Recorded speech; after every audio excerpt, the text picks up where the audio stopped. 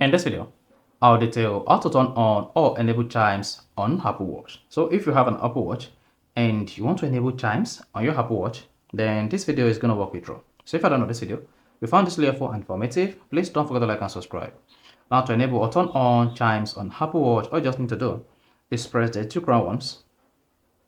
Then once you click on that, locate the settings icon and click on it. Then when you're on the settings page, just scroll down until you get to accessibility and then click on it. Once you selected accessibility, just scroll down until you get to chimes. You see that? Then click on that. Then under chimes, turn on chimes to enable chimes on your Apple Watch. Then immediately you turn on chimes, you'll feel the vibration twice like haptics. Then scroll down. Click on schedule. How often do you want to feel the chimes on your Apple Watch? 15 minutes. Then choose the chime sound. Here, is it bells or beds?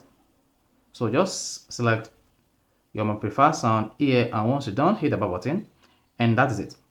Your Apple Watch chimes will be every 15 minutes or based on your preference. So that's how you can easily enable turn on chimes on Apple Watch.